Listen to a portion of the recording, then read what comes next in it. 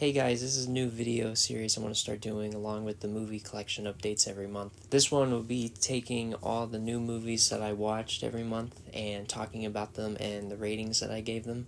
So this first one will be for the month of December. Starting off on December 1st, I watched Matinee starring John Goodman and directed by Joe Dante. This was a really fun movie that I really enjoyed. I gave it a 4 out of 5. It kind of reminded me of like a parody of Alfred Hitchcock. John Goodman plays this movie director who films a bunch of horror films that are really popular among young people. This time he has a new horror film coming out called Mant. It's a movie about a half man, half ant. He's bringing it to a small town that isn't used to these kinds of movies, and the kids are very excited about it, but the adults are not. And it also plays on how sometimes movie studios kind of take advantage of things that are happening in the moment. For example, he is kind of capitalizing off the whole nuclear scare of this time, and he's presenting the movie in atomic vision, which is supposed to be like a new way to watch a movie in the theater that has never been experienced before. So yeah, I recommend this movie to anyone that hasn't seen it. It's a really fun one. John Goodman's great in this. If you're a fan of any of Joe Dante's other films, like The Burbs or The Howling or Gremlins, then you definitely need to watch this. This might be the best movie he's made. I may put this even above Gremlins, even though Gremlins is so iconic. This one is just really good. And then on December 3rd, I watched a Criterion film, Videodrome, for the very first time. This is a movie that came out in 1983.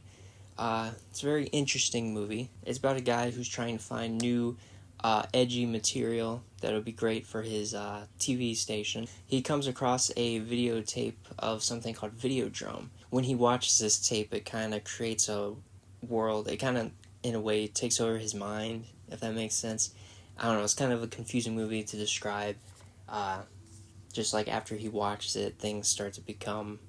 He basically starts hallucinating. And he can't really tell what's reality, what's not reality. And he wants to put this on his station. So if it gets on the station, then it's going to further spread. It's a really crazy movie. Not a typical movie, which is why it's on Criterion. Criterion tries to find those kind of movies that aren't super popular. So if you've never seen Videodrome, highly recommend checking it out. This is one I definitely need to give a rewatch sometime. It was really good, but it's a lot to take in on the first watch. The next movie I watched is called Fall Guy. This is one that just came out this year. I watched this one on December 7th, and I gave it a 3.5. If you like movies with Ryan Gosling in it, that has a lot of action in it, then this is definitely a movie that you would like.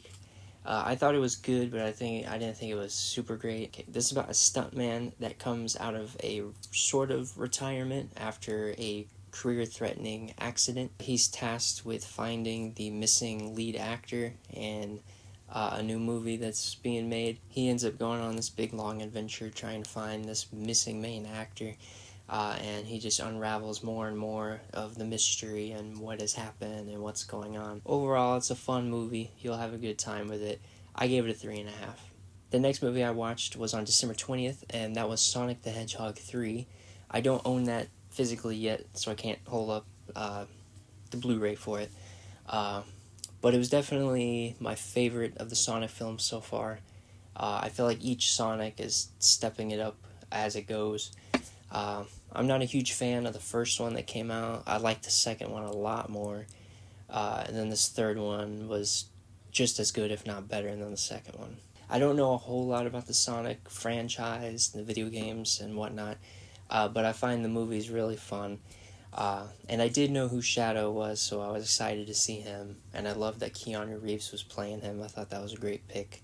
Jim Carrey was great in this movie, as always. One of the reasons I love watching these is because of Jim Carrey. I think if Jim Carrey wasn't playing Dr. Robotnik in these movies, I maybe wouldn't have as much of an interest in them, but I just love Jim Carrey and everything he's in. And he's kind of retired now, so he's not in a whole lot. Sonic is pretty much the only movies that he's doing nowadays. Besides that, he's pretty much retired. So I really hope he ends up coming back for Sonic 4. This one kind of ended the story, or his story arc, so it kind of wouldn't make sense for his character to come back. But I wouldn't complain if they brought him back. So if it's over, then a great way to go out. But if not, I'd love to see him again. But anyways, I gave this movie a 3.5, and I really enjoyed it, and I highly recommend it. The next movie I watched was on December 21st. It's a documentary about Bob Dylan called Don't Look Back. This was a documentary that came out during the time of his electric era, a little bit after 1967. So this is a documentary about the tour that he did with Joan Baez. This was like during his electric era, shortly before, I believe. I don't know if he had gone full electric yet, but he was on his way, and you can definitely see it. But it's a really good, there's like no narration or anything. It's basically just an hour and 30 minutes of Bob Dylan being Bob Dylan while on tour with Joan Baez. And it's really interesting because Bob Dylan is a really hard person to get to know, and this movie kind of shows who Bob Dylan was as a person in a way. Even though during this time he wasn't the greatest of a person, he's a little rude at times and was kind of self-absorbed. But it's still a really good movie to see, just him being an incredible artist. So if you're interested in Bob Dylan or just music or documentaries in general, great one to watch right here. I give this one a 4 out of 5. And then speaking of Bob Dylan, on December 24th, Christmas Eve, I went and saw A Complete Unknown in the theater, which is a new biopic for Bob Dylan. It's about Bob Dylan's rise to fame and eventually his controversial moment where he went electric. I'm a huge Bob Dylan fan, so I've been excited for this movie for the past 3 years since they announced it. I know it got delayed because COVID happened and it just kept getting set back, but they finally made it. It's finally out. I was very happy with it. I'm a big Bob Dylan fan, as I said. So to me, it was a pretty perfect Bob Dylan movie. I know a lot of people complained because they said that leaving the movie they really didn't learn anything about Bob Dylan. But in a way, I kind of see that as the point. Bob is not someone that anybody knows. You could probably ask someone that's super close to Bob, and they probably couldn't tell you who he is. I mean, some people say Bob Dylan probably doesn't even know who Bob Dylan is. So I feel like that's kind of the point.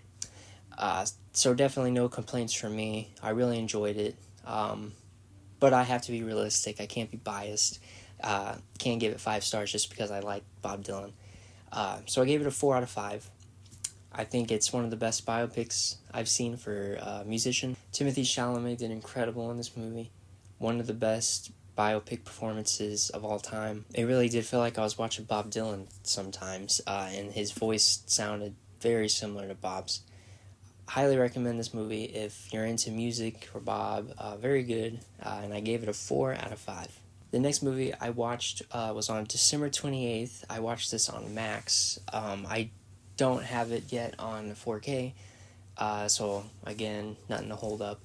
But it's M. Night Shyamalan's newest film called Trap. The movie was very interesting.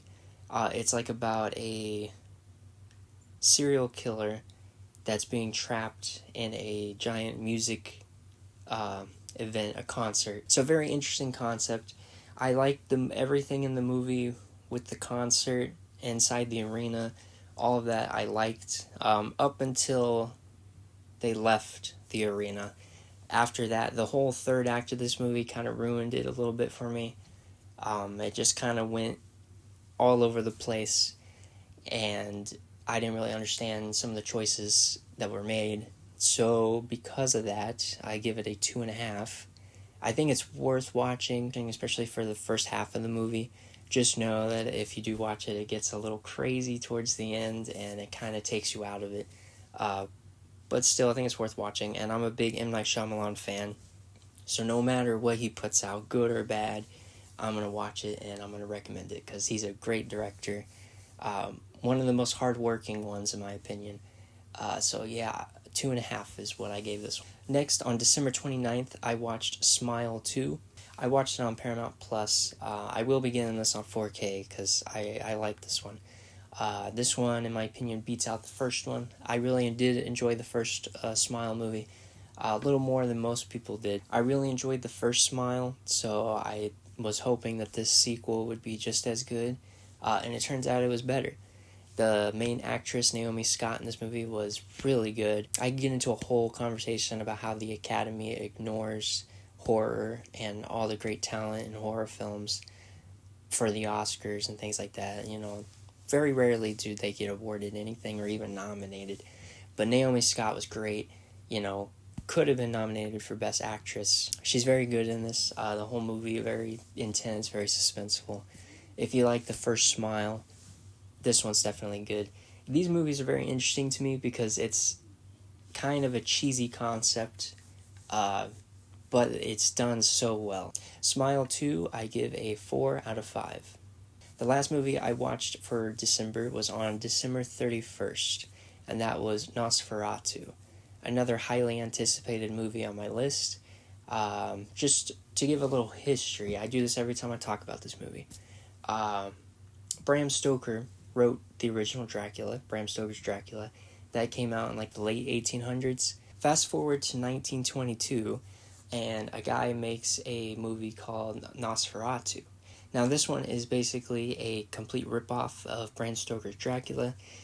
He asked the family to use the book to make a movie out of it, and they denied him. So what he did is he basically took the story, changed the character names and some of the events that happen, and he, instead of calling it Dracula, he just called it Nosferatu. And another change is, instead of being called Dracula, he's called Count Orlok. This original one from 1922 is a classic in cinema history, a very important piece of cinema. It was a big part of the whole German expressionist movement. It's just so very iconic. Unfortunately, after it came out, he did get sued for this, and he ended up having to the movie got buried, and it got lost for a very long time. And then randomly, of all things, SpongeBob, the kids show, sort of revived it and brought it back. It was in a episode. It's hard to explain if you haven't seen it, but basically he just kind of pops up in an episode of SpongeBob, and people were fascinated by it, and as a kid like me, kind of horrified by it. So people grew interested, and it kind of made it relevant again. Fast forward to 2024, and Robert Eggers, a great horror gothic director, puts out a new version of Nosferatu. Robert Eggers is so good at capturing gothic horror. He recently did some great horror films, The Lighthouse, The Witch, and then The Northman. Not really a horror film, I don't think. I actually haven't seen that one. But this movie was really great. I think I may say this is the best adaptation of Dracula ever. I really do like Bram Stoker's Dracula with Keanu Reeves and Anthony Hopkins and Winona Ryder. But this one may be above that. It was very good. Very creepy. Bill Skarsgård, who previously played Pennywise in the remake of the It movies, plays Count Orlok in this movie, and he's phenomenal, just as he was as Pennywise. You cannot tell that it's him. Just really incredible stuff. Lily Rose Depp is great in this too, and so is Nicholas Hoult. Great cast. Everyone in this movie was really good. I give Nosferatu a 4.5 out of 5. And that's it. Those are all the new movies that I watched for the month of December.